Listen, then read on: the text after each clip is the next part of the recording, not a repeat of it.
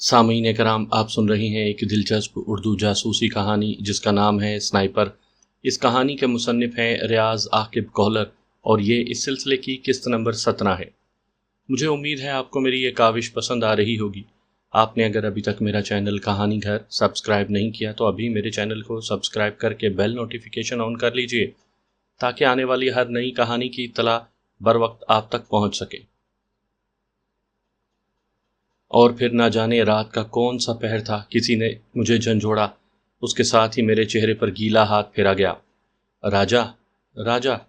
मेरे कानों में बहुत दूर से पलवशा की आवाज़ आ रही थी। शायद अभी तक वायरलेस सेट ऑन था। हाँ पलवशा, मैं पहाड़ की चोटी। राजा, होश में आओ। मुझे अपने गालों पर फिर गीले हाथ का लम्स महसूस हुआ। उसके साथ ही उसने मेरे मुंह के साथ पानी की बोतल लगा दी। मुझे सख्त प्यास महसूस हो रही थी। 2-3 घूंट लेते ही मुझे कुछ होश आया और मैंने आंखें खोल दी। अपने चेहरे पर मुझे टॉर्च की रोशनी महसूस हुई। पलवशा, मैंने सवालिया अंदाज में पुकारा। हाँ, मैं पलवशा हूँ और उठो, यहाँ से चलना होगा। मैं बहुत थक गया हूँ, मैंने जैसे खुद कलामी की थी। हाँ जानती हूँ, उसकी नरम आवाज़ मेरी समाअतों में गूंजी। मगर ये जगह मुनासिब नहीं है, नीचे गार में जाना होगा। उठो, मैं तुम्हें सहारा देती हूँ। तौन और कराहन मैं कराहते हुए उठा। बायां कंधा बिल्कुल शल हो चुका था। उसने मेरा दायां हाथ अपने कंधे पर रख लिया। उसका बदन बहुत मजबूत और तवाना था। वो आम लड़कियों से बिल्कुल मुख्तलिफ थी, लेकिन इसके बावजूद इस हालत में भी उसके बदन का गुदाजपन महसूस किए बिना नहीं रह सका था। मुझे सहारा देकर वो आहिस्ता आहिस्ता नीचे उतरने लगी। अपना बायां हाथ उसने मेरी कमर से लपेटा हुआ था। आधे घंटे की कोशिश के बाद हम काफ़ी नीचे उतर आए थे। एक छोटी टॉर्च जलाकर उसने दाएं हाथ में पकड़ी हुई थी। हवा तो जैसे हम दोनों को उड़ा रही थी। मजीद 15 मिनट हरकत करने के बाद वो झाड़ियों के झुंड में रास्ता बनाती हुई अंदर दाखिल हुई। उसके साथ ही मुझे टॉर्च की रोशनी में गार का खुला दहाना नजर आने लगा। नीचे झुककर हम अंदर दाखिल हुए। दहाने से आगे गार अच्छी खासी ऊंची थी। ये वही गार थी जिसमें मैंने बड़ी बेदर्दी से उसे तशद्दुद का निशाना बनाया था, और आज मैं मुकम्मल तौर पर उसके रहमो करम पर था। मुझे बिठाकर वो गार के दहाने पर पड़ा अपना और मेरा सामान समेट कर अंदर ले आई। मैं घुटनों पर सर रख कर बैठ गया था। मेरा थैला मेरे सर की जानिब रखते हुए वो मुझे लेटने में मदद देने लगी। मुझे नीचे लिटाकर मैं आती हूँ कहकर वो बाहर निकल गई। थोड़ी देर बाद वो खुश्क लकड़ियों का गट्ठा लेकर अंदर घुसी। छोटी छोटी लकड़ियां तरतीब से रख कर उसने लकड़ियों को आग लगा दी। चंद लम्हों में गार के अंदर आग की रोशनी के साथ खुशगवार हिद्दत फैल गई थी। गो वो मौसम आग जलाने वाला नहीं था, लेकिन मुझ पर तारी कपकपी देखकर उसने आग जलाना जरूरी समझा था। गोली बाजू के अंदर है या निकल गई है? आग जलाकर वो मेरी जानिब मुतवज्जा हुई। अंदर ही है, मैं बेबसी से बोला। ये तो अच्छी बात नहीं। बहरहाल तुम्हें थोड़ी सी तकलीफ बर्दाश्त करनी पड़ेगी। आम से लहजे में कहते हुए उसने अपना झोला खोलकर बारीक धार का एक खंजर निकाला और एक दरमियानी जिसामत का पत्थर आग के करीब रखकर उस पर वो खंजर इस तरह रखा कि उसकी धार को आग के शोले छूने लगे। उसका इरादा जानते ही मेरे बदन में चिऊंटियां रेंगने लगी थी। पहले भी कभी ये किया है? मैंने थूक निगलते हुए पूछा। किया नहीं है, देखा तो है ना, और मेरे ख्याल में इतना काफ़ी है। मगर देखने और करने में बहुत फ़र्क है, मैं हकलाया। वो हल्के से मुस्कुराई। अगर तुम्हारे पास कोई दूसरी तजवीज़ है तो मैं रहने देती हूँ। नहीं, तजवीज़ तो कोई नहीं। अगर तजवीज़ कोई नहीं है तो फिर हिम्मत करो। सिर्फ बंधी हुई लड़कियों की पिटाई करना ही बहादुरी नहीं होती। दर्द और तकलीफ बर्दाश्त करने का हौसला भी एक मर्द में होना चाहिए। उसने बेरहमी से मेरी माजी की ज़्यादती को याद किया। मैं फीकी मुस्कुराहट से बोला, वैसे तुम्हारे लिए अच्छा मौका है। तुम अपने साथ होने वाली ज़्यादती का बदला ले सकती हो। मैं मरे हुए को नहीं मारा करती। बाकी तुम्हें मैंने कबील खान की हलाकत के बाद कत्ल करने का इरादा किया हुआ है, और अपने इरादे के खिलाफ मैं कभी कदम नहीं उठाती। ये कहते ही वो मेरे करीब हुई और मेरे कंधे से बंधी चादर को खोलने लगी। उसके चेहरे पर छाए बेपरवाही के तासुरात उसके बुलंद हौसले को जाहिर कर रहे थे। इसमें कोई शक नहीं था कि वो एक बहादुर, दलेर, जुरतमंद और बाहौसला लड़की थी। हालांकि उसकी उम्र की लड़कियां तो बामुश्किल गुड़ियों से खेलने से फारिग होती हैं, और वो मेरे कंधे से गोली निकालने की तैयारी कर रही थी। चादर खोलकर मेरे जख्म का जायजा लेते हुए उसने अपने झोले से स्टील का बड़ा सा मग निकाला और उसमें पानी भरकर आग पर रख दिया। मैं खाली खाली नज़रों से उसकी कार्रवाई देख रहा था। मेरा दिल आने वाले जाँ गुसल लम्हात का सोच कर धड़क रहा था। وہ جو طریقہ اپنا کر میرے کندھے سے گولی نکالنے والی تھی، اس درد کو برداشت کرنے کی ہمت میں اپنے اندر مفقود پاتا تھا، لیکن اس وقت ایک لڑکی کے سامنے اپنی بزدلی ظاہر کرنے کا حوصلہ بھی مجھ میں نہیں تھا۔ اس کے ساتھ ہی یہ مسئلہ بھی تھا کہ اسے منع کرنے کی صورت میں میرے پاس کوئی متبادل حل بھی تو موجود نہیں تھا، نہ تو وہاں ہسپتال موجود تھا اور نہ ہی کوئی ڈاکٹر۔ گولی زیادہ دیر کندھے میں رہتی تو کندھے کو ناقابل تلافی نقصان بھی پہنچا سکتی تھی۔ خود کو حالات کے رحم و کرم پر چھوڑنے کا فیصلہ کر کے میں خاموش پڑا پلوشا کی کارروائی کو دیکھتا رہا۔ پانی گرم کر کے اس نے میری قمیض کندھے سے پھاڑ کر زخم کو بالکل ننگا کر دیا، پھر اپنے جھولے سے ایک صاف چادر نکال کر اس میں سے ایک ٹکڑا پھاڑا اور گرم پانی میں وہ کپڑا بھگو کر زخم کا منہ صاف کرنے لگی۔ گرم پانی کے لگتے ہی زخم سے پھر خون رسنے لگا۔ اس کے ساتھ ہی درد میں بھی اضافہ ہو گیا۔ میں دانت بھینچے خاموش پڑا رہا۔ رہ رہ کر میرے دماغ میں پلوشا کا تانا گونج رہا تھا، صرف بندی ہوئی لڑکیوں کی پٹائی کرنا ہی بہادری نہیں ہوتا، درد اور تکلیف برداشت کرنے کا حوصلہ بھی ایک مرد میں ہونا چاہیے۔ میرے اپنے خیال کے مطابق مجھ میں برداشت کا مادہ وافر مقدار میں موجود تھا، مگر اس وقت جو مرحلہ درپیش تھا اس بارے سوچ کر ہی میری ہمت جواب دیتی جا رہی تھی۔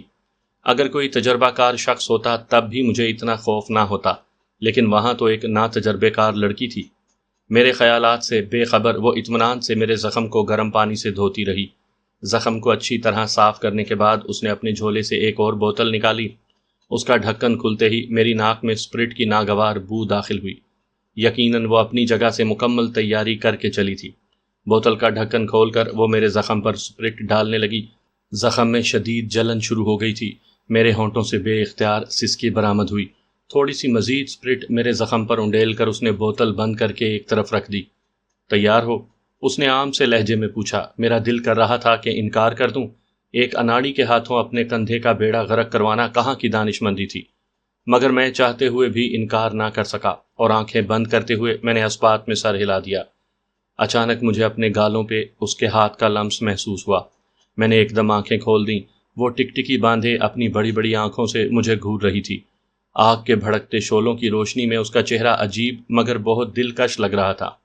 چند لمحے مجھے گھورنے کے بعد وہ نرم لہجے میں بولی، گھبرانا نہیں، درجن سے زیادہ مرتبہ یہ کام کر چکی ہوں، اتنی زیادہ تکلیف نہیں ہونے دوں گی تمہیں، بلکہ قبیل خان کی ہلاکت کے بعد جب تمہیں قتل کروں گی اس وقت بھی ڈائریکٹ تمہارے دل میں گولی اتاروں گی تاکہ تمہارا سانس جلد نکل سکے۔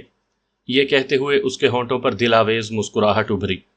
اس کی اول الذکر بات نے مجھے بہت حوصلہ دیا تھا۔ اگر واقعی میں وہ درجن بھر سے زیادہ مرتبہ یہ کام کر چکی تھی تو اسے کافی ماہر ہونا چاہیے تھا۔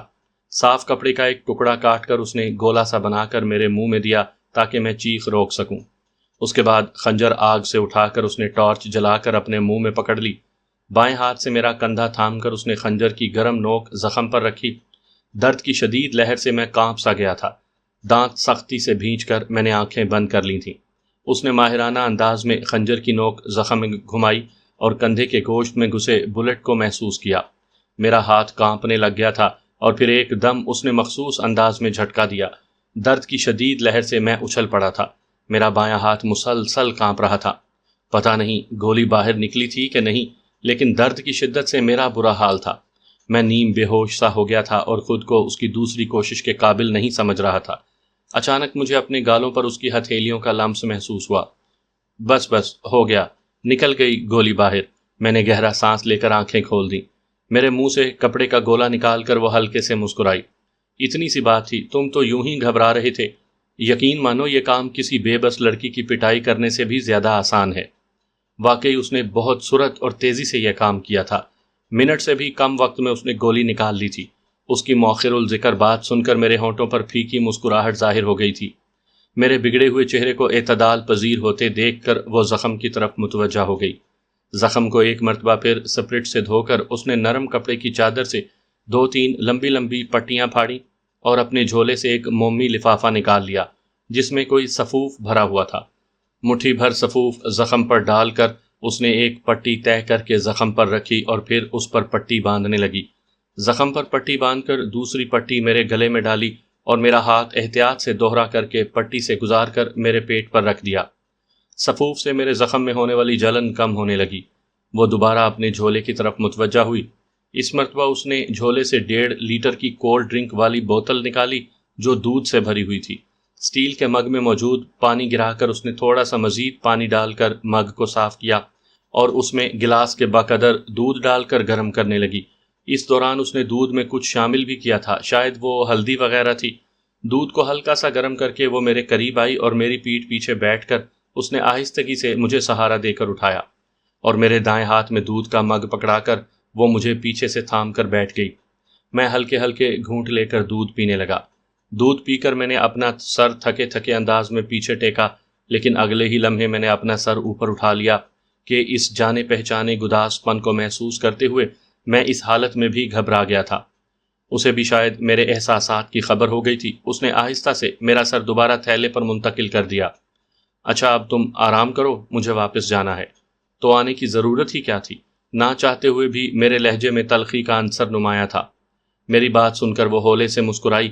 اگر نہ آتی تو تمہیں موت کے منہ سے کون واپس لاتا، اور نہ گئی تو تمہارے لیے مناسب خوراک اور دوائیوں وغیرہ کا بندوبست کیسے کروں گی؟ معذرت خواہ ہوں، میں نے سوچا شاید تم پکی واپس جا رہی ہو، میں نے خفیف ہوتے ہوئے کہا۔ ویسے تمہارے چہرے پر ظاہر ہونے والا ندامت کا اثر مجھے بہت برا لگتا ہے، تمہاری عادتوں سے بھی برا۔ اب تم نے تاننے تو دینے ہیں، غلطی سے میرے کام جو آ گئی ہو۔ میں نے اسے متون کرنے کی کوشش کی۔ وہ میری کوشش کو ناکام کرتے ہوئے بولی، اس میں شک ہی کیا ہے؟ ایک ایسا شخص جسے میں قتل کرنے کا تہیہ کر چکی ہوں، اس کی جان بچانے کے لیے رات کے وقت گھر سے نکلنا اور اتنے دشوار گزار راستے پر بغیر آرام کیے اس کے پاس پہنچ جانا، مطلب اس کے بعد بھی اگر میں تانے نہ دوں تو کون دے گا؟ یہ سب کچھ اس نے سنجیدہ انداز میں کہا تھا، لیکن میرا وجدان کہہ رہا تھا کہ وہ یہ سب بطور مذاق کر رہی ہے۔ اسے میری فکر ہے، اگر فکر نہ ہوتی تو کیا یوں میری حفاظت کرنے پہنچتی؟ اگر تانے ہی دینے ہیں تو برائے مہربانی تشریف لے جائیں، مجھے تمہاری مدد کی کوئی ضرورت نہیں۔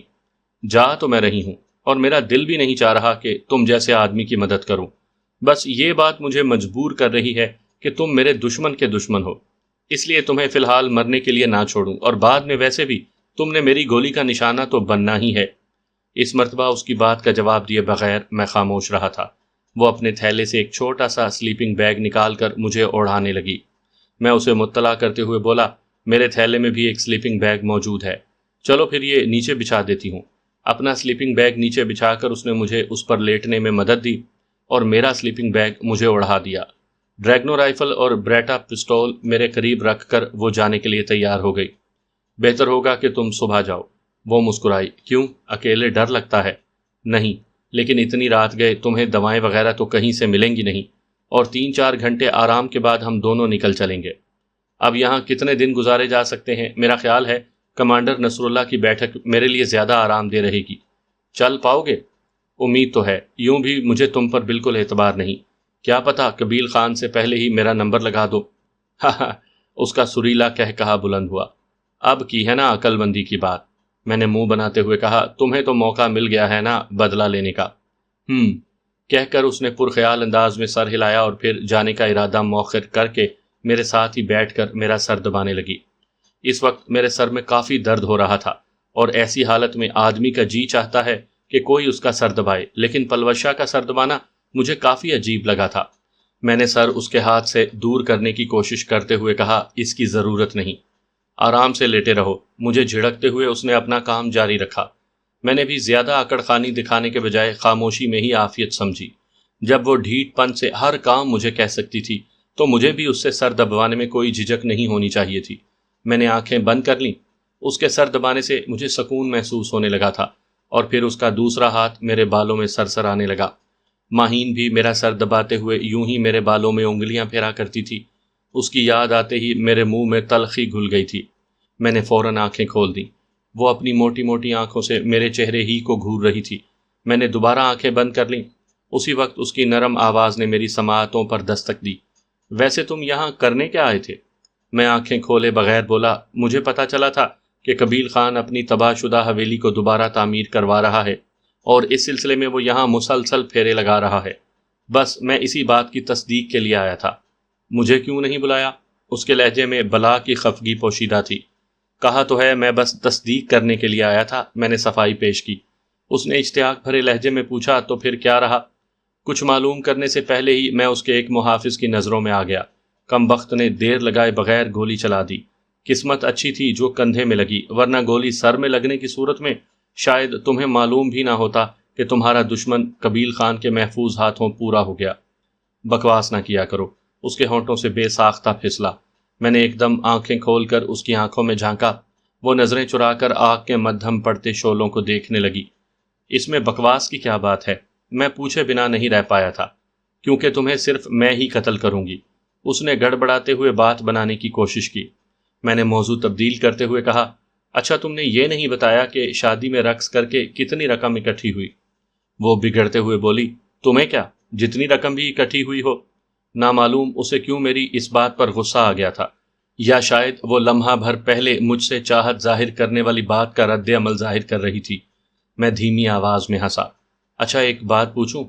کوئی ضرورت نہیں، اس کا لہجہ اسی طرح بگڑا ہوا تھا۔ میں نے کچھ کہے بنا متبسم ہو کر آنکھیں بند کر لیں۔ پوچھو۔ 2-3 منٹ کی خاموشی کے بعد وہ گویا بادل نخواستہ بولی تھی، ملک ثقلین خان کے بیٹے کی شادی میں میرے سر پر پیسے پکڑنے والا کون تھا؟ میں نے کئی دنوں سے ذہن میں مچلنے والا سوال اگل ڈالا۔ مجھے اندازہ تھا کہ تم کچھ ایسا ہی پوچھو گے۔ واہ، بھلا وہ کیسے؟ میں نے حیرانی ظاہر کی۔ وہ شرارتی لہجے میں بولی، کیونکہ مرد ہوتے ہی شکی مزاج ہیں۔ ابھی تک شادی کا پیغام نہیں بھیجا اور پہلے ہی مجھ پر شک کرنا شروع کر دیا۔ میں جھلاتے ہوئے بولا، بکواس کرنا تو کوئی تم سے سیکھے۔ ہاں ہاں ہاں، اس کا سریلا کہا بلند ہوا۔ قسم سے بکواس نہیں کر رہی، ایمان سے بتاؤ، کیا تم اس لیے یہ نہیں پوچھ رہے کہ اس دن میں نے اس سے اکیلے میں بات کی اور بعد میں تمہارے سر پر پیسے رکھتے وقت اس نے آخری نوٹ میرے گال سے لگایا، جس پر میں نے کوئی اعتراض نہیں کیا تھا، اور یہی بات تمہیں تپائے ہوئے ہے؟ میں نے منہ بناتے ہوئے کہا، تم میں کوئی لڑکیوں والی بات ہے تو نہیں؟ میری گود میں بھی تم بے شرموں کی طرح بیٹھ گئی تھی، تو کسی اور کے تمہارے گال چھونا تو اس سے بہت چھوٹی بات ہے۔ تمہاری بات تو خیر اور ہے، تم نے تو یوں بھی مجھ سے شادی کرنی ہے، چاہے میں تمہیں قتل کرنے کے ارادے سے باز نہ بھی آ جاؤں۔ پلوشا، ہر وقت بکواس نہ کیا کرو، سمجھی؟ کبھی سنجیدہ گفتگو بھی کر لیا کرو۔ اچھا تم قسم کھا کر بتاؤ، کیا تم نے اس آدمی کے بارے اسی لیے نہیں پوچھا کہ اس کی حرکت پر میں معترض نہیں ہوئی تھی؟ حالانکہ اس کے علاوہ میں نے کسی کو بھی اس قسم کی حرکت کی اجازت نہیں دی تھی۔ اس کی بات پر میں نے اپنے دل میں جھانک کر دیکھا تو مجھے اس کی بات میں کوئی شک محسوس نہیں ہوا۔ اس کا اندازہ بالکل ٹھیک تھا، لیکن یہ بات ظاہر کر کے میں اپنا مذاق تو نہیں بنوا سکتا تھا، اس لیے کچھ کہنے کے بجائے میں نے خاموشی ہی میں عافیت سمجھی۔ اچھا زیادہ پریشان ہونے کی ضرورت نہیں، وہ میرا بھائی ہے۔ کیا؟ میں نے حیرانی اور غصے سے اس کی جانب دیکھتے ہوئے کہا، جھوٹ بولنے کی کوئی حد ہوتی ہے پلوشا۔ پہلے تم نے کہا کہ تمہارا ایک چھوٹا بھائی اور ماں ہے، اب یہ نیا بھائی کہاں سے نکال لیا؟ یہ میرے رشتے کے ماموں کا بیٹا ہے، اور یہ چند ماہ کا تھا جب اس کی ماں فوت ہو گئی تھی۔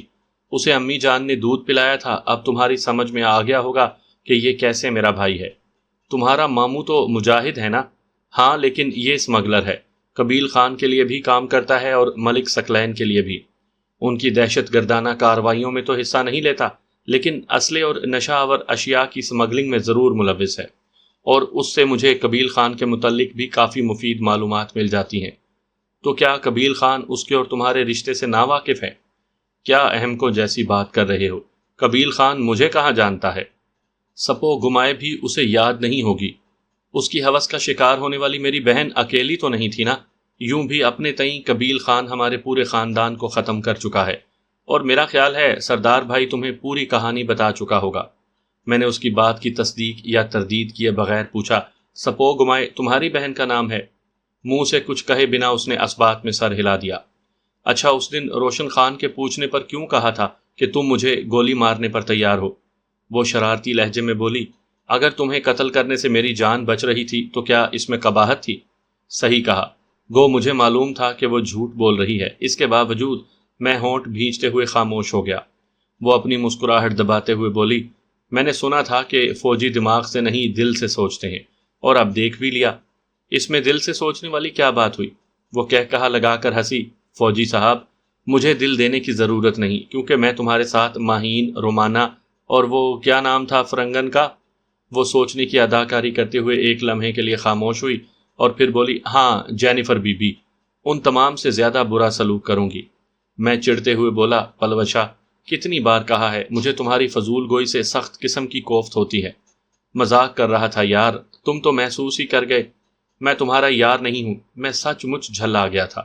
وہ کہاں باز آنے والی تھی، فوراً بولی، ہاں جانتا ہوں، تم تو مجھے بیوی بنانے کے چکروں میں ہونا، لیکن یاد رکھنا کہ امی جان 50 لاکھ سے 1 روپیہ بھی کم نہیں لیں گی، اور قبیل خان کی موت کے بعد۔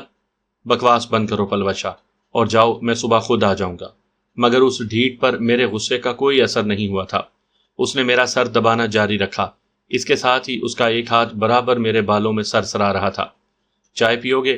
اس نے ایک لمحے کی خاموشی کے بعد موضوع تبدیل کیا۔ مجھے سچ مچ اس وقت چائے کی اچھی خاصی طلب ہو رہی تھی۔ اس کی دعوت ٹھکرانا مجھے مناسب نہ لگا، لیکن چونکہ میں نے خود پر غصہ طاری کیا ہوا تھا، اس لیے جواباً ہاں نہ کہہ سکا۔ میرا خیال ہے ہاں کہتے ہوئے جھجک رہے ہو کہ مجھے زحمت نہ ہو۔ یہ کہہ کر وہ اپنے تھیلے کی طرف متوجہ ہوتے ہوئے بولی، ویسے زحمت تو مجھے ہوگی، دشمن کی خدمت کرتے ہوئے کسے خوشی ہوتی ہے؟ بہرحال پھر بھی بنا لیتی ہوں کہ مجھے خود بھی چائے کی طلب ہو رہی ہے۔ تمہاری فضول باتوں نے سر میں درد کر دیا ہے۔ میرا دل کر رہا تھا کہ اپنا سر پیٹ لوں۔ اس ڈھیٹ لڑکی کو باتوں میں ہرانا شاید ممکن ہی نہیں تھا۔ پٹر پٹر باتیں کیے جاتی، نہ شرم، نہ حیا، نہ جھجک، نہ کوئی لگی لپٹی رکھنا، اور نہ اگلے کے احساسات کے بارے میں ہی کچھ سوچنا۔ میری سوچوں سے بے خبر اپنے تھیلے سے دودھ کی بوتل اور میرے تھیلے سے پتی چینی نکال کر وہ اسٹیل کے کٹورے میں چائے بنانے لگی۔ میرے ذہن میں رومانہ در آئی، کشمیری چرواہن جس کے چہرے پر سرخ گلابوں کی جھلک دکھائی دیتی تھی، جس کی سیاہ آنکھیں شب دجور کا منظر پیش کرتی تھی، باتیں کرتی تو یاقوتی ہونٹوں سے پھول جھڑتے تھے، اور گھنی زلفیں دیکھنے والے کو یوں اپنی گرفت میں لیتی کہ ناظر کا مقدر ہمیشہ ہمیشہ کی اسیری ہی بنتا۔ مگر وہ کسی اور کی امانت تھی، شاید وہ میرے دل پر گھاؤ لگانے ہی کے لیے ملی تھی۔ اور اب پلوشا، رومانہ کو یاد کرتے کرتے سامنے بیٹھی پلوشا نے دل کے کسی کونے سے سر ابھارا، ایک انوکھی، بہادر، جرأت مند اور دلیر لڑکی، جو رات کے وقت بھی بغیر کسی خوف اور ڈر کے میری مدد کرنے کے لیے اپنے گھر سے نکل پڑی تھی، جو کسی دشمن پر گولی چلاتے یا اس کے گلے پر خنجر پھیرتے وقت ذرا سی بھی جھجک محسوس نہیں کرتی تھی، جو خالی ہاتھ لڑتے ہوئے کسی بھی اچھے لڑاکوں کو ناکوں چنے چبوا سکتی تھی، اور پھر شکل و صورت کے لحاظ سے بھی وہ رومانہ سے زیادہ خوبصورت تو نہیں تھی، تو کم بھی نہیں تھی۔ گول لڑکوں والے کپڑے اور حلیہ بنانے کی وجہ سے اس کی صورت تھوڑی پس منظر میں چلی گئی تھی، لیکن یہ تبدیلی عارضی تھی۔ وہ کسی بھی وقت لڑکیوں کا حلیہ بنا سکتی تھی، پر مجھے کیا، وہ حلیہ تبدیل کرتی رہے یا ساری زندگی اسی حال میں گزارتی رہے؟ میں نے خود سے سوال کیا، اور میری سوچیں گڑبڑا گئیں۔ بے اختیار میرے منہ سے گہرا سانس خارج ہوا۔ اسی وقت پلوشا نے چائے کی پیالی میرے قریب رکھی اور مجھے اٹھنے کے لیے سہارا دینے لگی۔ ایک دم میرے ذہن میں چند لمحے پہلے نادانستگی میں حاصل ہونے والا اس کے بدن کا لمس کا ذائقہ جاگا، اور میں اس ڈر سے ذرا آگے کو جھک کر بیٹھ گیا کہ کہیں وہ دوبارہ میرے پیچھے نہ بیٹھ جائے، مگر اس نے ایسی کوئی کوشش نہیں کی تھی۔ اپنے لیے وہ گلاس میں چائے ڈال کر دوبارہ میرے قریب آ بیٹھی کہ چائے کی پیالی ایک ہی تھی۔ تازہ دودھ کی بنی ہوئی چائے بہت اچھی بنی تھی۔ میرے پیالی خالی کرتے ہی اس نے دوبارہ پیالی بھر لی۔ اچھا ایک بات پوچھوں؟ چائے کا گلاس خالی کرتے ہوئے اس نے ایک جانب رکھتے ہوئے پوچھا۔ میں نے استفہامیہ نظروں سے اس کی جانب دیکھتے ہوئے اسبات میں سر ہلا دیا۔ اس دن تم نے سردار بھائی کو اس کی بیوی کی موت کا کیوں نہیں بتایا تھا؟ کیونکہ وہ اپنی بیوی سے بہت محبت کرتا ہے، اور ہو سکتا ہے پردیس میں یہ بری خبر معلوم ہونے کے بعد اسے کچھ ہو جاتا، یا ذہنی پریشانی کی وجہ سے وہ راستے میں کچھ الٹا سیدھا کر دیتا۔ گھر میں تو بہت سے رشتہ دار بھی سنبھالنے والے ہوتے ہیں، اور یہی ہمارے فوجیوں کا طریقہ کار ہے۔ اچھا تھوڑی دیر آرام کر لو۔ آگ پر چند لکڑیاں ڈال کر اس نے اپنا تھیلا سر کے نیچے رکھا اور میرے قریب ہی لیٹ گئی۔ ویسے تھوڑا سا دور بھی لیٹا جا سکتا ہے۔ اس کے یوں لیٹنے پر میں نے ناک بھون چڑھائی۔ میں دور ہی لیٹا ہوں، اور مزید بکواس سننے کا میرا بالکل ارادہ نہیں۔ اگر اور کچھ کہا تو سلیپنگ بیگ کے اندر بھی گھس سکتا ہوں، اس نے دھمکی آمیز لہجے میں کہا، اور میں منہ بناتے ہوئے خاموش ہو گیا۔ موسم نہایت خوشگوار تھا، اس لیے اسے رضائی چادر وغیرہ کی ضرورت نہیں پڑی تھی۔ مجھے البتہ سلیپنگ بیگ کی ضرورت تھی کہ پہلے بخار کی وجہ سے مجھے سردی محسوس ہو رہی تھی۔ غار سے باہر تیز ہوا چل رہی تھی، لیکن غار کے اندر ہوا کا گزر ناممکن تھا۔ تھوڑی دیر کے بعد ہی اس کے بھاری ہوتے سانسوں کی آواز میری سماعتوں میں پڑنے لگی۔ وہ اتنی بے فکری سے سو گئی تھی کہ گویا گھر میں موجود ہو۔ ایک لڑکی کا غیر مرد کے ساتھ اتنی بے پرواہی سے سو جانا اس کی بہادری، دلیری اور اپنی ذات پر اعتماد کو ظاہر کرتا تھا۔ ہم فوجی تو خیر اس بات کے عادی ہوتے ہیں کہ جہاں رات آئی یا چند لمحے آرام کو ملے وہاں آرام کر لیا، لیکن وہ لڑکی ہوتے ہوئے تربیت یافتہ کمانڈو کی طرح کی عادات کی مالک تھی۔ میں گردن موڑ کر اس کے چہرے کو دیکھنے لگا۔ آگ کے بلند ہوتے شعلوں میں اس کے چہرے پر چھائی معصومیت مجھے متاثر کرنے لگی۔ میں نے جلدی سے آنکھیں بند کر لیں۔ جتنے زخم کھا چکا تھا اتنے ہی کافی تھے۔ عورت ذات پر اعتبار کرنا اپنے پاؤں پر کلہاڑی مارنے کے مترادف تھا۔ وہ صرف اس لیے مجھ میں دلچسپی ظاہر کر رہی تھی کہ قبیل خان سے بدلہ لینے کے لیے اسے میری مدد کی ضرورت تھی، اور بس بدلہ لیتے ہی شاید اس نے مجھے پہچاننے ہی سے انکار کر دینا تھا۔ اگر ایسی بات ہوتی تو وہ رات کو اس وقت اکیلے میری مدد کو نہ آتی۔ میرے دل کے کسی گوشے سے اس کے حق میں مدھم سی آواز اٹھی۔ احسان نہیں کیا اس نے، آخر میں نے بھی تو اس کے بھائی کے قاتل کو ٹھکانے لگانے کے لیے اس کی مدد کی تھی۔ میں نے اس کی حمایت کرنے والی سوچ کا گلا گھونٹنے کی کوشش کی، مگر احمق دل اس کی طرف داری میں لگا رہا۔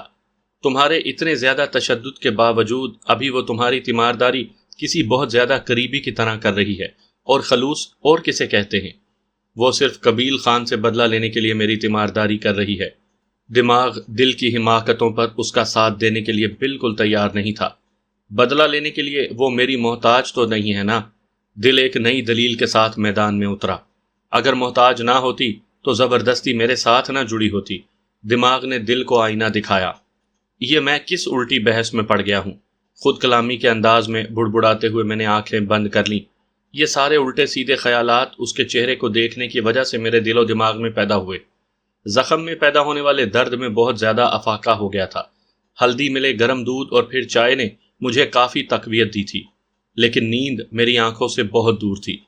گولی میرے بائیں کاندھے میں لگی تھی اور پلوشا میرے دائیں طرف سوئی ہوئی تھی۔ وہ نیند میں بڑبڑائی۔ میں نے آنکھیں کھولتے ہوئے اس کی جانب دیکھا۔ وہ دائیں کروٹ لے کر مجھ سے تھوڑا دور ہو گئی تھی۔ گو اس سے پہلے بھی وہ بالکل میرے ساتھ لگ کر نہیں لیٹی تھی، لیکن اس کے باوجود اس کی قربت مجھے گراں گزر رہی تھی۔ اب اس کا رخ تبدیل ہوتے ہی مجھے زیادہ اطمینان محسوس ہونے لگا تھا۔ میں نے ایک بار پھر آنکھیں بند کر کے اپنے حالات پر غور کیا۔ اسی طرح مختلف سوچوں میں ڈوبے جانے کتنا وقت گزر گیا تھا، یہاں تک کہ کہیں دور سے ہوا کے دوش پر تیرتی صبح کی آواز نے اللہ پاک کی کبریائی کا اعلان کیا۔ میں نے پلوشا کی جانب نگاہ اٹھائی۔ وہ دوبارہ میری جانب کروٹ تبدیل کر کے میرے بہت قریب آ گئی تھی، لیکن میں اتنی گہری سوچوں میں ڈوبا تھا کہ مجھے اس کا احساس ہی نہیں ہو سکا تھا۔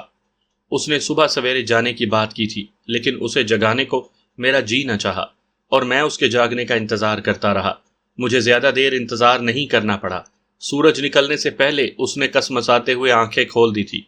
توبہ شکن انگڑائی لیتے ہوئے وہ اٹھ بیٹھی۔ اچھا خاصا اجالا ہو گیا ہے، تم نے مجھے جگایا کیوں نہیں؟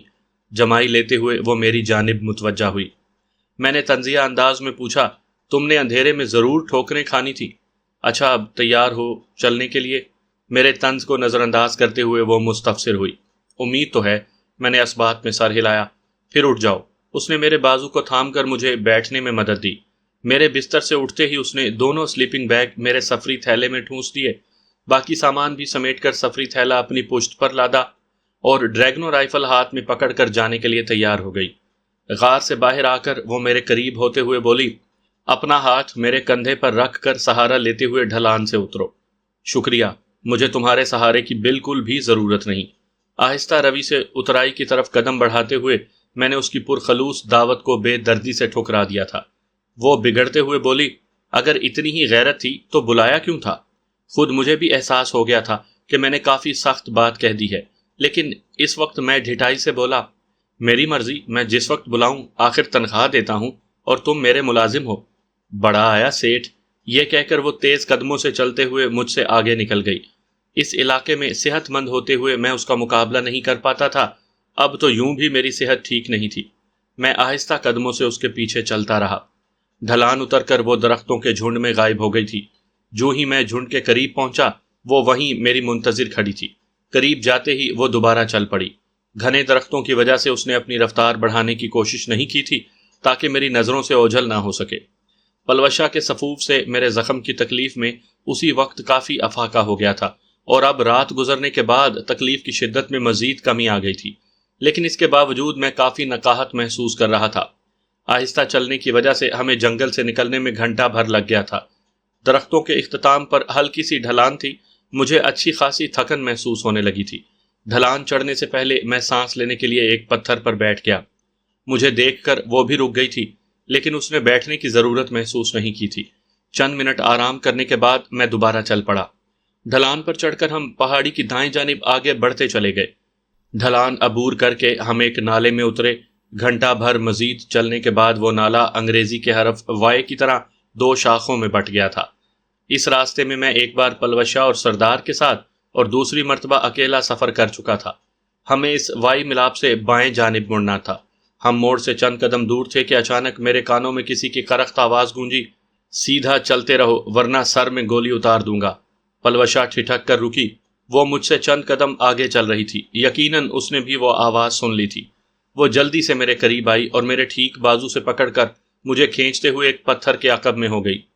یہ کافی بڑا پتھر تھا۔ میں اس پتھر اور پہاڑی کے درمیان میں بننے والی ایک دراڑ میں ہو گیا تھا۔ وہ پتھر کی ایک جانب سے نالے موڑ کی طرف جھانکنے لگی۔ درمیان میں پتھر حائل ہونے کی وجہ سے مجھے کوئی منظر تو دکھائی نہیں دے رہا تھا، البتہ ان کی آوازیں میرے کانوں میں ضرور پڑ رہی تھیں۔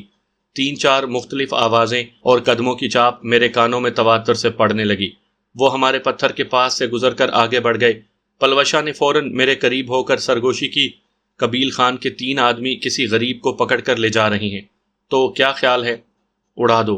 قبیل خان کا کوئی بھی دشمن ہمارا دوست ہی ہوگا۔ صحیح کہا، میں یہی کرنے لگی ہوں۔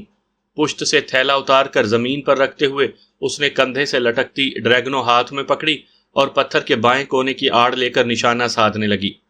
بہتر ہوگا بیٹھنے کے بجائے لیٹ کر فائر کرو۔ اس کے ٹریگر دبانے سے پہلے میں نے دھیمی آواز میں مشورہ دیا، کیونکہ بیٹھ کر فائر کرنے کی نسبت لیٹ کر فائر کرنا زیادہ آسان بھی ہوتا ہے۔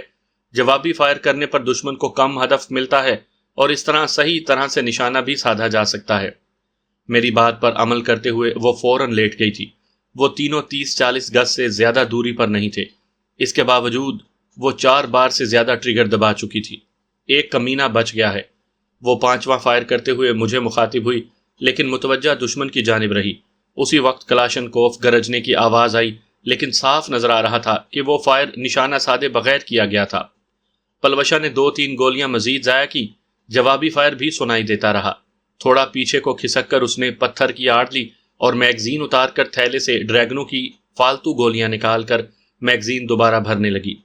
ڈریگنوں کی میگزین میں 10 گولیاں آتی ہیں اور اس نے 2 گولیاں نشانے پر مار کر باقی ضائع کر دیں۔ کلاشنکوف کے 2-3 برسٹ آئے، تمام گولیاں اسی پتھر پر لگی تھی جس کے پیچھے ہم نے پناہ لے رکھی تھی۔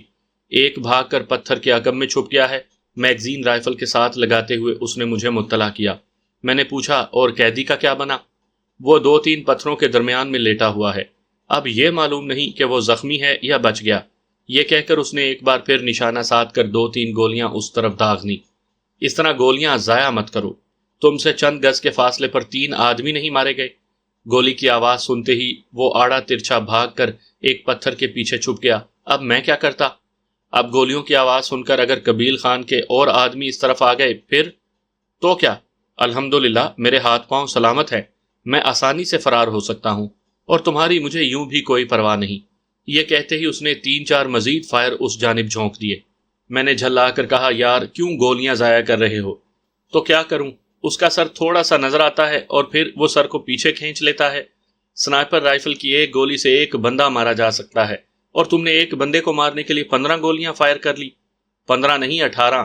میگزین میں موجود آخری 3 گولیاں بھی فائر کر کے وہ میری جانب متوجہ ہوئی۔ میں جھک کر اس کے نزدیک پہنچا اور پتھر سے تھوڑا سا سر نکال کر دیکھا۔ اسی وقت کلاشنکوف کی تڑتڑاہٹ میرے کانوں میں پڑی اور میں نے اپنا سر پیچھے کھینچ لیا۔ وہ قریباً 200 گز دور ایک بڑے پتھر کے پیچھے چھپا تھا۔ ہماری طرف فائر کرنے کے لیے وہ اپنے سر کو پتھر کے ایک جانب سے ذرا سا باہر نکال کر پھر آڑ میں کر لیتا۔ پلوشہ نے دوبارہ میگزین بھر کر رائفل سے لگائی اور فائر کرنے کے لیے لیٹ گئی۔ میرا خیال ہے مجھے رائفل سنبھالنا پڑے گی، ورنہ ان کو کمک ملنے کی صورت میں بے موت مارے جائیں گے۔ رائفل پکڑ نہیں سکتے اور فائر کرو گے؟ گردن میری جانب موڑتے ہوئے اس نے منہ بنایا اور دوبارہ فائر کرنے لگی۔ 1 منٹ پلوشہ۔ اس کے 2-3 گولیاں چلانے کے بعد مجبوراً مجھے آواز دینا پڑی۔ اب کیا ہے؟ پیچھے کی جانب کھسک کر وہ اٹھ بیٹھی۔ مجھے ایک موقع دو، میں نے ہاتھ کے اشارے سے اس سے رائفل مانگی۔ وہ غصے بھرے لہجے میں بولی، دماغ تو ٹھیک ہے نا؟ ہاں ٹھیک ہے دماغ، اور جو میں کہہ رہا ہوں اس پر عمل کرو۔ فرماؤ۔ رائفل میری جانب بڑھاتے ہوئے اس نے منہ بنایا۔ ایک ہاتھ سے تو تم رائفل تھام بھی نہیں پاؤ گے، اب یہاں آ کر بیٹھو۔ میں نے اسے اپنے سامنے بیٹھنے کو کہا۔ منہ دشمن کی طرف رکھو، میں نے تمہارے کاندھے پر رائفل کی نال رکھنی ہے۔ مجھے تیز نظروں سے گھورتے ہوئے وہ پتھر کے دائیں کونے کے ساتھ بیٹھ گئی۔ اس کے دائیں کندھے پر ڈریگنو رائفل کی بیرل رکھ کر میں نے اپنے رائفل کا بٹ اپنے دائیں کندھے میں درست کیا۔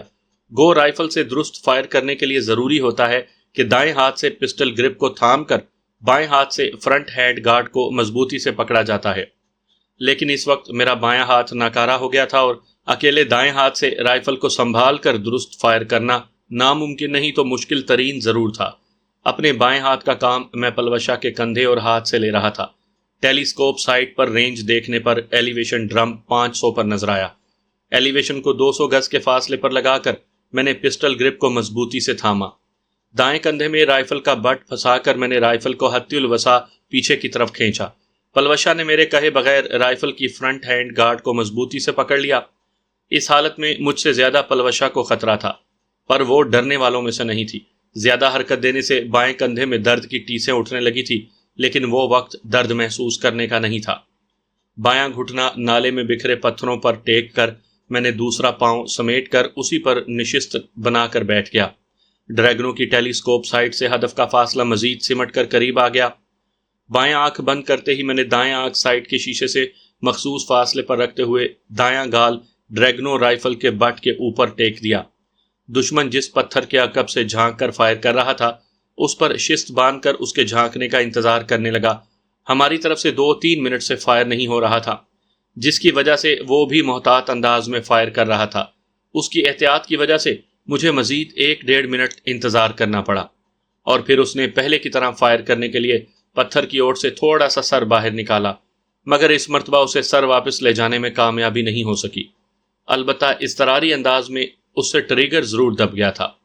اس کی کلاشنکوف ایک لمبا برسٹ فائر کر کے خاموش ہوئی۔ سر میں لگنے والی گولی زیادہ دیر پھڑکنے بھی نہیں دیتی۔ اسے گرتا دیکھ کر وہ خوشی سے دمکتے چہرے کے ساتھ میری جانب مڑی۔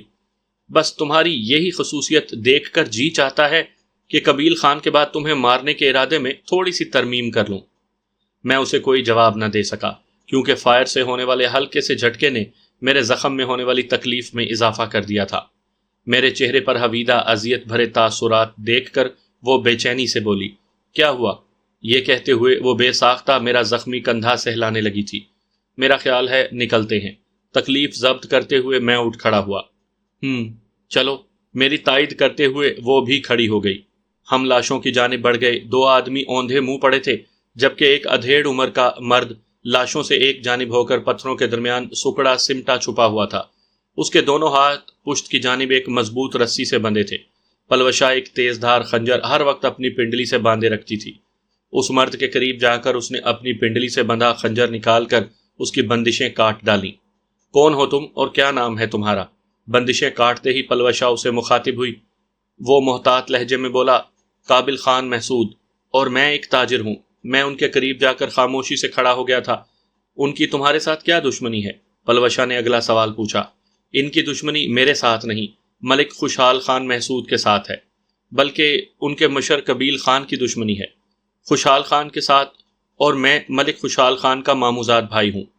اس کی وضاحت سن کر معاملہ سمجھنا آسان ہو گیا تھا، لیکن پلوشا کے سوالات جاری رہے۔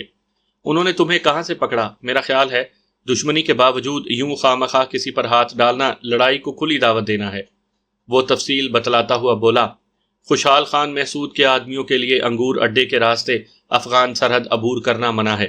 اس بارے خوشحال خان اور قبیل خان میں باقاعدہ معاہدہ ہوا ہے، اور مجھ سے غلطی یہ ہوئی، گو میں کوئی چیز اسمگل نہیں کر رہا تھا اور میرا مقصد صرف افغانستان جا کر کسی سے ملاقات کرنا تھا۔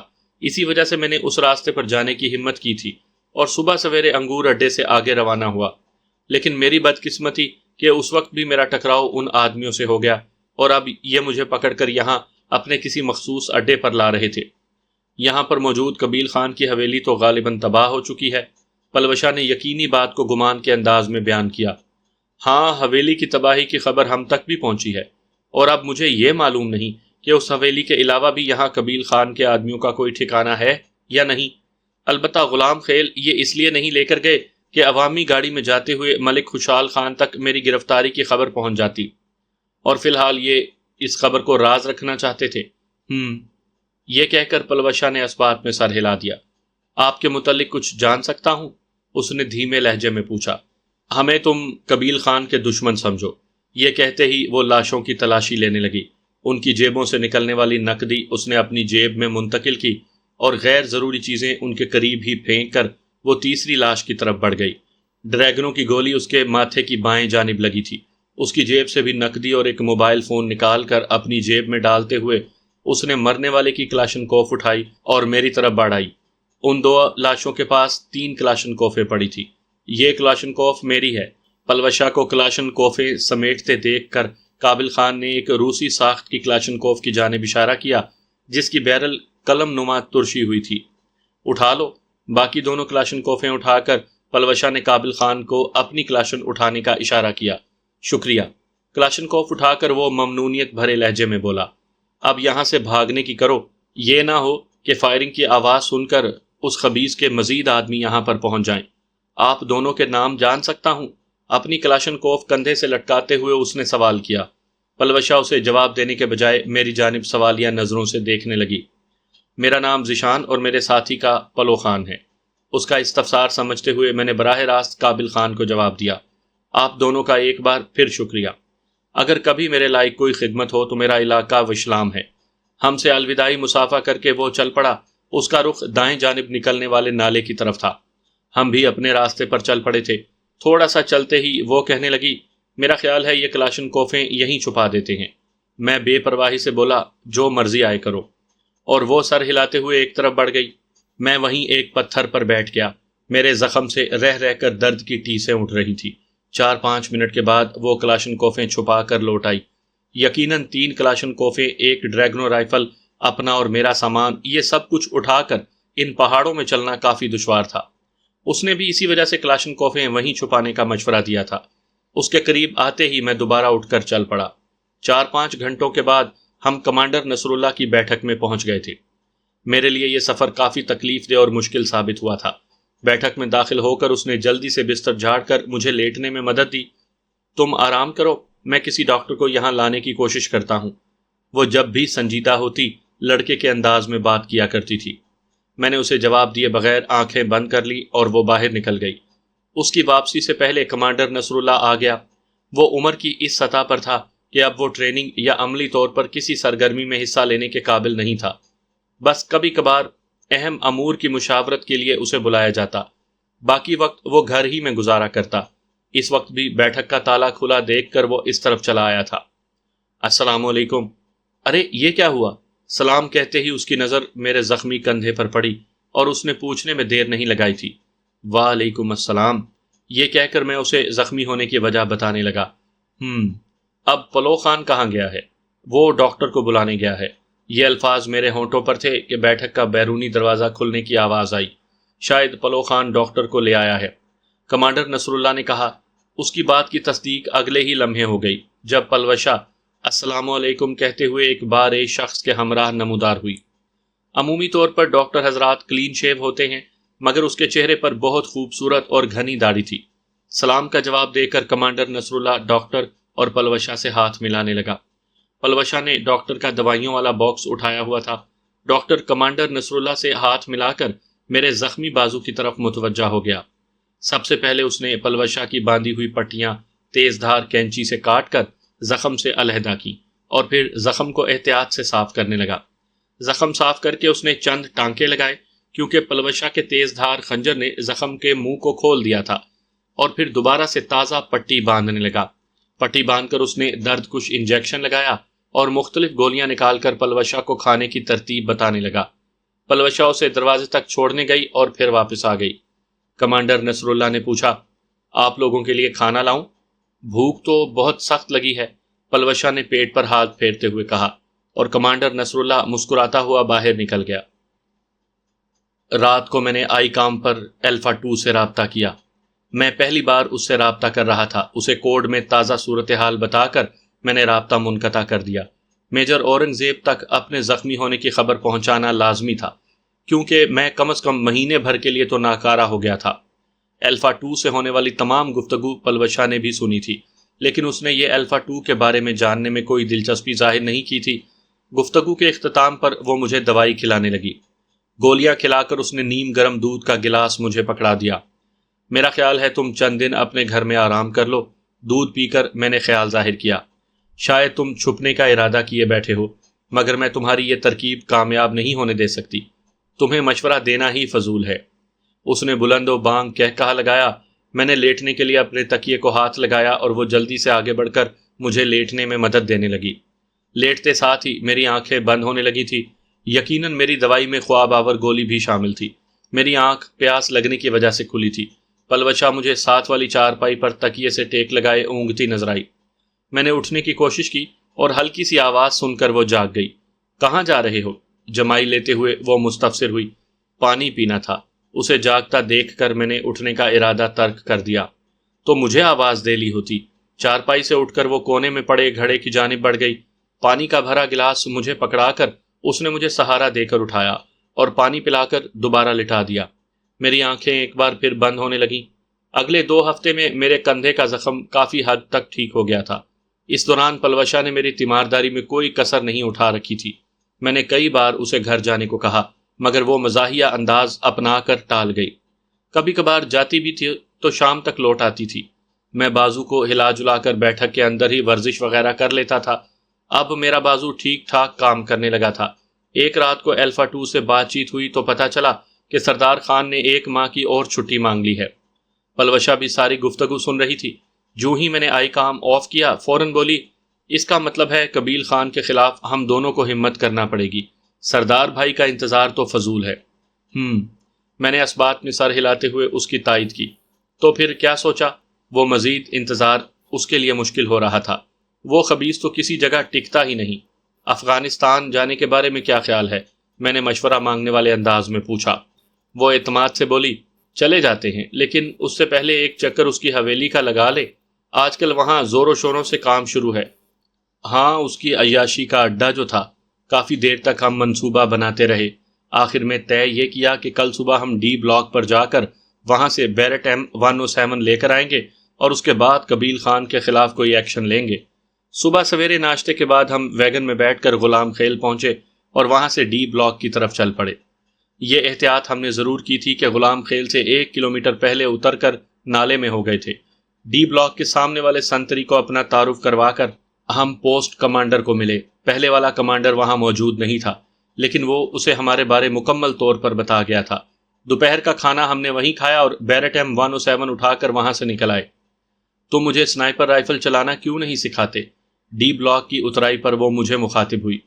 یہ بھی تو کلاشنکوف اور دوسرے ہتھیاروں کی طرح چلائی جاتی ہے، بلکہ تم نے اس دن ڈریگنوں سے 2 بندے مارے تو تھے، اور کیا سیکھنا ہوتا ہے؟ جی نہیں، وہ تو 30-35 گز دور تھے۔ اتنے فاصلے سے تو انہیں پستول سے بھی نشانہ بنایا جا سکتا تھا۔ بعد میں ایک آدمی کے لیے میں نے 20 سے زیادہ گولیاں فائر کی، مگر ناکام رہی، اور تم نے زخمی ہوتے ہوئے بھی فقط 1 گولی چلا کر اس کا خاتمہ کر دیا۔ میں نے مسکراتے ہوئے کہا، تو اس میں کمال سنائپر رائفل کو تو نہ ہوا نا؟ یہ کام تو میں کلاشنکوف یا کسی اور رائفل سے بھی کر سکتا تھا۔ بھول گئی ہو جب تمہارے سر پر رکھے گلاس کو نشانہ بنایا تھا؟ اس دن تو تمہارے ہاتھ کانپ رہے تھے۔ یہ کہتے ہوئے اس نے کہا لگایا اور پھر مسلسل ہنستی چلی گئی۔ اچھا ہے، بند کرو اور قبیل خان کے بارے کچھ سوچو۔ آج سنا تھا پوسٹ کمانڈر کیا کہہ رہا تھا کہ ذخیرہ پوسٹ اور زیارت کیل کے ساتھ موجود چند اور چوٹیوں پر دہشت گردوں نے مورچہ بندی کی ہوئی ہے اور پاک آرمی کے ساتھ آئے روز فائرنگ کا تبادلہ ہو رہا ہے۔ تو اس میں قبیل خان کہاں سے آن ٹپکا؟ اور تم نے پاکستان آرمی کا ٹھیکہ تو نہیں لے رکھا؟ بکواس بند کرو، یہ آرمی کا نہیں ملک کا کام ہے۔ ملک دشمن اور دین دشمن عناصر کی سرکوبی کرنا ہر پاکستانی کا کام ہے۔ وہ جلدی سے بولی، مذاق کر رہا تھا، تم تو سنجیدہ ہی ہو گئے۔ مجھے اس قسم کا مذاق پسند نہیں ہے، بلکہ تم تو کسی بھی قسم کا مذاق نہ کیا کرو۔ واہ جی واہ، وہ کیوں؟ اور میں تمہیں اتنی بری کب سے لگنے لگی ہوں؟ جب لیٹی ہوتی ہوں تو چھپ چھپ کر مجھے پہروں گھورتے رہتے ہو اور سامنے یوں بے پرواہی ظاہر کرتے ہو گویا میں تمہیں سچ مچ اچھی نہیں لگتی۔ کب گھورا ہے تمہیں؟ میں نے زچ ہوتے ہوئے پوچھا۔ وہ شوخی سے بولی، ابھی بھی گھور رہے ہو؟ قسم سے فوجی جوان تو اس طرح نہیں ہوتے۔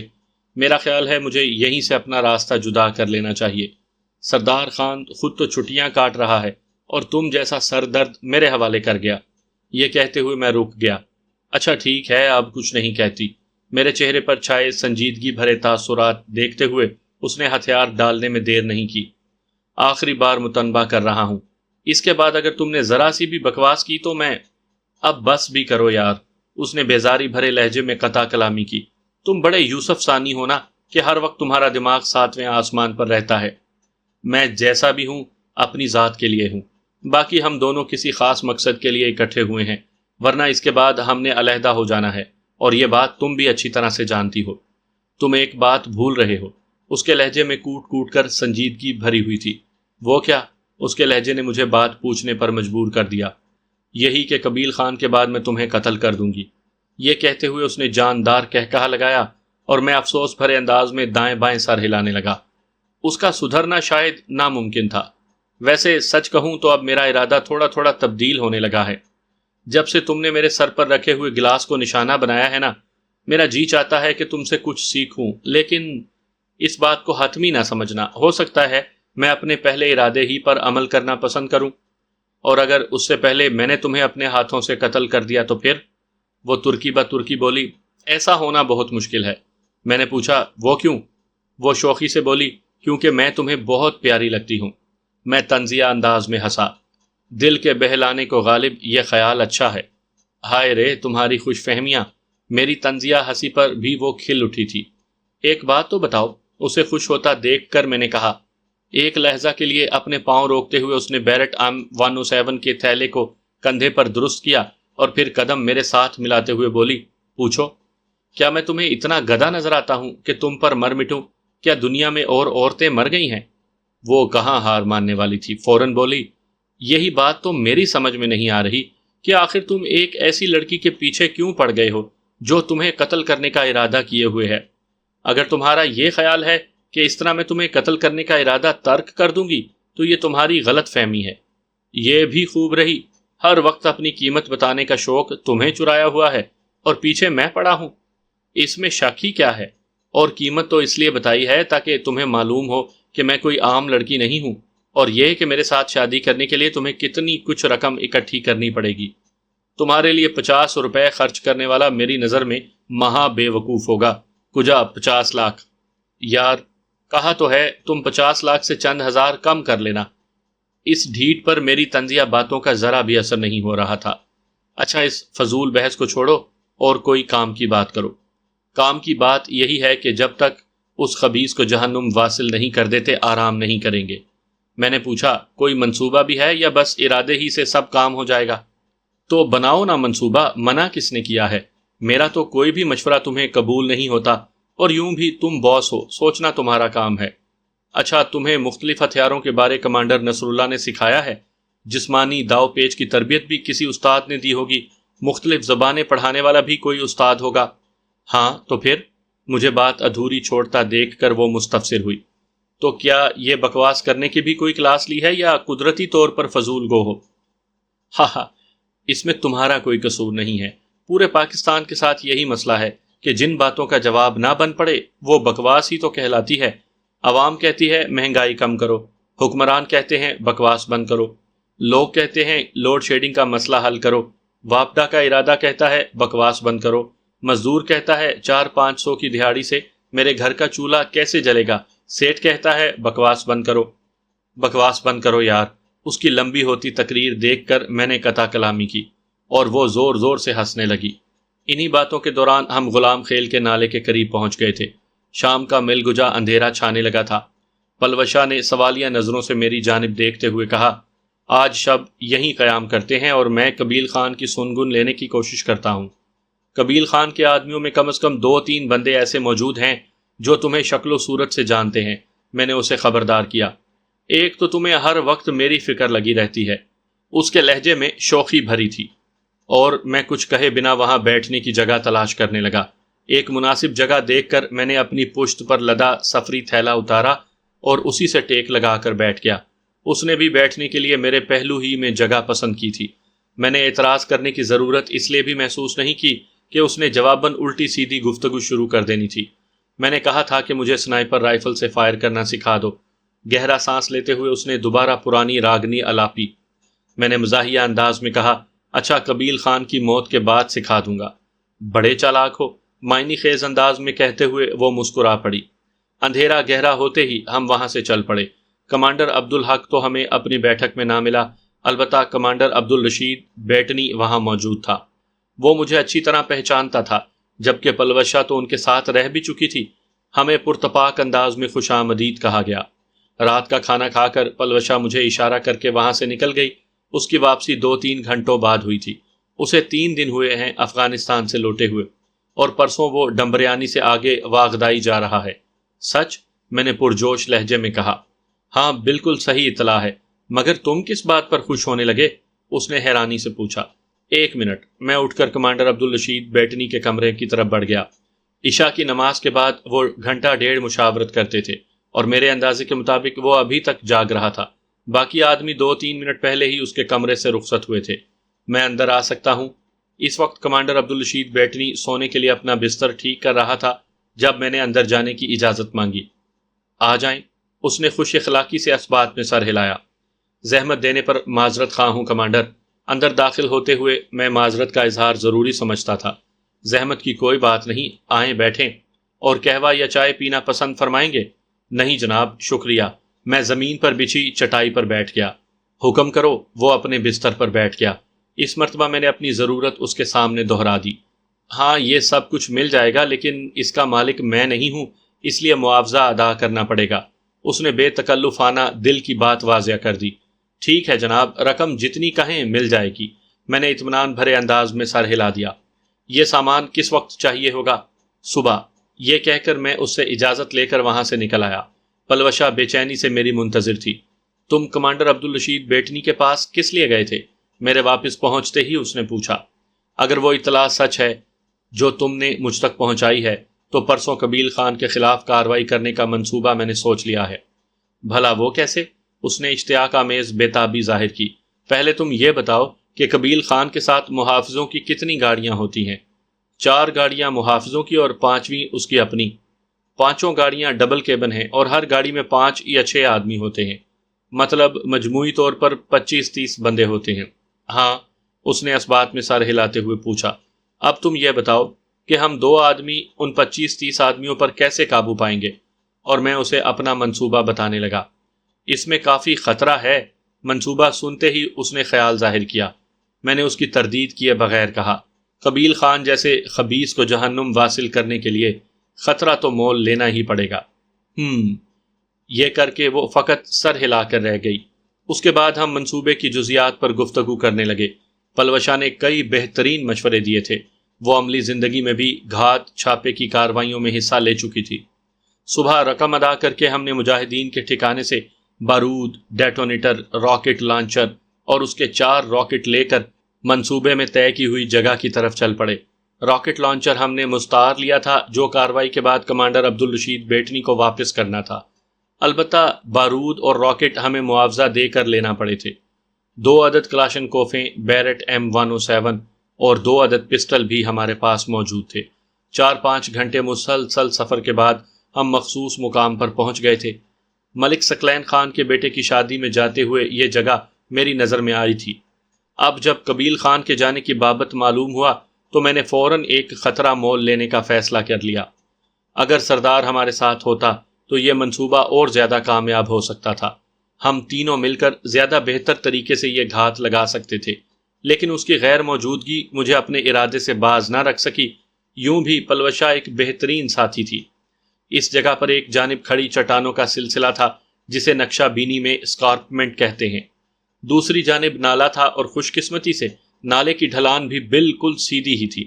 نالا عبور کر کے جو پہاڑی تھی اس کا فضائی فاصلہ بھی 200-250 گز سے زیادہ نہیں تھا۔ میں نے پلوشہ کے ساتھ اسی جگہ پر مورچہ بندی کا منصوبہ بنایا تھا۔ دن کی روشنی میں ہم نے پتھروں کی مدد سے اپنے لیے 2-3 مورچے بنائے اور شام ہوتے ہی میں سڑک کے اوپر مخصوص جگہوں پر بارود لگانے لگا۔ اپنے مورچوں سے اس جگہ کا فاصلہ وغیرہ میں نے لیزر رینج فائنڈر کی مدد سے ناپ لیا تھا۔ بارود لگاتے وقت پلوشہ نے بھی مدد کی تھی۔ وہ ان کاموں میں اچھی خاصی ماہر تھی۔ اس نے کسی بھی قدم پر مجھے سردار کی کمی محسوس نہیں ہونے دی تھی۔ پلوشہ سے پتہ چلا تھا کہ قبیل خان کی گاڑی کے آگے اور پیچھے محافظوں کی 2 گاڑیاں ہوتی تھیں اور اس کی گاڑی درمیان میں ہوتی تھی۔ چونکہ تمام گاڑیوں کا رنگ کالا تھا اس لیے ہم گاڑیوں کی ترتیب ہی سے اس گاڑی کو پہچان سکتے تھے۔ خود میں نے قبیل خان کی فقط تصویر ہی دیکھی تھی، براہ راست اس کی منحوس صورت دیکھنے کا اتفاق اب تک نہیں ہو سکا تھا۔ اندھیرا چھانے تک ہم تمام کاموں سے فارغ ہو گئے۔ وہ رات ہم نے وہیں گزاری اور صبح دم چائے وغیرہ پی کر ہم تیار ہو کر بیٹھ گئے۔ قبیل خان کی گاڑیوں سے پہلے 5-6 گاڑیاں گزر چکی تھیں اور پھر دور سے گرد کا طوفان اٹھا اور 5 کالے رنگ کی گاڑیاں ایک قطار میں چلتی ہوئی اس جانب آتی دکھائی دی۔ ہم دونوں مکمل طور پر تیار تھے۔ پلوشا دوربین آنکھوں سے لگائے اسی طرف نگران تھی۔ اسی خبیث کا قافلہ ہے، وہ بڑبڑانے کے سے انداز میں بولی۔ اسے ریموٹ کنٹرول تھما کر میں نے راکٹ لانچر کندھے پر رکھ لیا تھا۔ اگر ہماری لگائی ہوئی IED ریموٹ کنٹرول سے نہ پھٹتی تو میں نے راکٹ لانچر کے ذریعے پہلی گاڑی کو اڑانا تھا۔ وہ جگہ اتنی تنگ تھی کہ گاڑی موڑ نہیں کاٹ سکتی تھی اور اگلی گاڑی کے تباہ ہونے کے بعد وہ آگے بھی نہیں جا سکتے تھے۔ جس جگہ ہم نے IED لگائی تھی، IED کا مطلب ہے امپرووائزڈ ایکسپلوزیو ڈیوائس، اس کے بعد ایک خطرناک موڑ تھا، اس لیے اس جگہ گاڑیوں کی رفتار لامحالہ آہستہ ہونا تھی۔ یوں بھی وہ سڑک کچی تھی اور اس پر بہت زیادہ رفتار سے گاڑی نہیں چلائی جا سکتی تھی۔ تمام گاڑیاں ایک قطار میں چل رہی تھیں۔ موڑ آنے سے پہلے ہی ڈرائیور نے رفتار کم کرنا شروع کر دی تھی۔ دوربین آنکھوں سے لگائے پلوشا کا ایک ہاتھ IED کو پھاڑنے والے بٹن پر تھا۔ جوں ہی اگلی گاڑی مخصوص جگہ پر پہنچی، اس نے بٹن دبا دیا۔ حفظ ما تقدم کے طور پر میں نے بھی راکٹ لانچر کی ٹیلیسکوپ سائٹ میں پہلی گاڑی کا نشانہ سادھ لیا تھا، لیکن مجھے فائر کرنے کی ضرورت پیش نہ آئی۔ کان پھاڑ دینے والا دھماکہ ہوا اور اگلی گاڑی چند فٹ ہوا میں اچھل کر الٹی ہو گئی۔ پیچھے والی گاڑیاں فوراً رک گئی تھیں۔ پلوشا نے فوراً آخر میں لگائے جانے والی IED کو پھاڑنے والا بٹن دبا دیا۔ اس مرتبہ زوردار دھماکے کے ساتھ چوتھے نمبر پر موجود گاڑی بھی تباہ ہوئی تھی۔ آخری گاڑی چند گز پیچھے تھی۔ میں نے فوراً راکٹ لانچر کا رخ اس جانب کرتے ہوئے راکٹ داغ دیا۔ 250 میٹر سے ایک ساکن ہدف کو نشانہ بنانا اتنا مشکل بھی نہیں تھا کہ میرا نشانہ خطا جاتا۔ گاڑی اچھل کر کھڑی چٹانوں سے ٹکرائی اور دوبارہ سڑک پر گر گئی۔ 3 گاڑیاں اور ان میں موجود افراد لقمہ اجل بن گئے تھے۔ دوسری اور تیسری گاڑی میں موجود قبیل خان کے آدمیوں نے فوراً گاڑیوں کے عقب میں مورچے سنبھال لیے تھے۔ انہیں ہمارے چھپنے کی جگہ معلوم ہو گئی تھی۔ کلاشنکوفوں کی گولیاں ہمارے سامنے پڑے پتھروں سے ٹکرانے لگی تھیں۔ قبیل خان دوسری گاڑی کے عقب میں چھپا ہے۔ پلوشا نے بغیر کسی تاخیر کے مجھے مطلع کرنا ضروری سمجھا۔ میں نے اپنی شست تیسری گاڑی پر مرکوز کرتے ہوئے اسے کہا، راکٹ لوڈ کرو۔ اس نے فوراً پہلے سے تیار کیا ہوا راکٹ اٹھا کر آگے سے راکٹ لانچر کی مزل میں دھکیل دیا اور میں نے ایک لمحہ ضائع کیے بغیر سانس روکتے ہوئے راکٹ داغ دیا۔ تیسرے نمبر پر موجود گاڑی کا حشر بھی پہلی والی گاڑی جیسا ہوا اور اس کے عقب میں چھپے آدمی قبیل خان کی مدد کرنے کے قابل نہیں رہے تھے۔ اسی وقت دوسری گاڑی کے عقب میں موجود آدمی گاڑی کے عقب سے نکل کر موڑ کی جانب بھاگے۔ مجھے اندازہ تھا کہ وہ کچھ ایسا ہی کریں گے اور میں اس کے لیے تیار تھا۔ اس کے لیے بیرٹ M107 تیار رکھی تھی۔ سفید کپڑوں والا قبیل خان ہے، اسے مرنا نہیں چاہیے۔ مجھے سنائپر رائفل سے شست لیتا دیکھ کر وہ پکار اٹھی۔ ان کی تعداد 6 تھی اور موڑ تک اتنا فاصلہ نہیں تھا کہ میں تمام کو نشانہ بنا سکتا۔ اگر وہ موڑ مڑنے میں کامیاب ہو جاتے تو یقیناً خود بھی بچ جاتے اور ہمارے لیے بھی خطرے کا باعث بن سکتے تھے۔ ان تمام میں قبیل خان اہم تھا، اسی وجہ سے انہوں نے بھاگتے ہوئے اسے اپنے سامنے رکھا تھا۔ میرے پاس زیادہ وقت نہیں تھا، بس چند سیکنڈ ہی تھے۔ سب سے پہلے میں نے قبیل خان کی پشت پر دوڑنے والے بندے کی پیٹھ پر گولی ماری۔ سر کو نشانہ میں نے جان بوجھ کر نہیں بنایا تھا کہ وہ بھاگ رہے تھے اور اس حالت میں سر پر گولی مارنا مشکل ہوتا، جبکہ میرے پاس اتنا وقت نہیں تھا کہ گولی کے خطا جانے کا خطرہ مول لے سکتا۔ 250 گز کے فاصلے پر بیرٹ M107 کا خطا جانے کا سوال پیدا ہو ہی نہیں سکتا تھا۔ مقتول منہ کے بل گرا۔ اس کے ساتھ ہی میں نے دوبارہ رائفل کاک کی اور اگلی گولی قبیل خان کے کولے میں جھونک دی۔ 2-3 سیکنڈ کے دیر ہونے پر اس نے موڑ مڑ جانا تھا۔ وہ نیچے گرا اور اس کے ساتھ بھاگنے والے چاروں اسے سنبھالنے کے لیے نیچے جھک گئے۔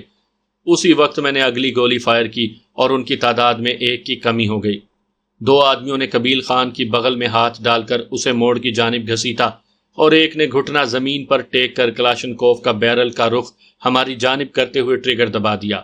کلاشنکوف تڑتڑاتے ہوئے آگ اگلنے لگی، مگر یہ ایک اضطراری حرکت تھی۔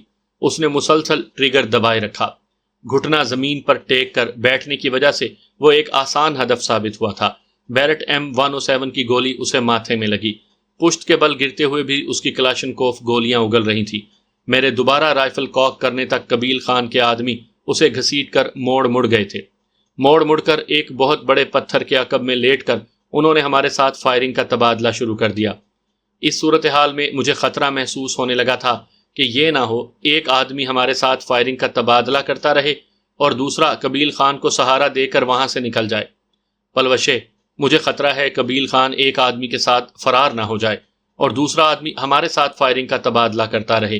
سردار خان اسے پیار سے پلوشے کہا کرتا تھا۔ نہ جانے اس وقت کیوں میں نے بھی اسے اتنی بے تکلفی سے پکار دیا، مگر وہ صورتحال اس طرح کی نہیں تھی کہ وہ میرے ایسا کہنے پر غور کر سکتی، اور اگر اس نے غور کیا بھی تھا تو وہ اس پر تبصرہ کرنے کی پوزیشن میں بہرحال بالکل بھی نہیں تھی۔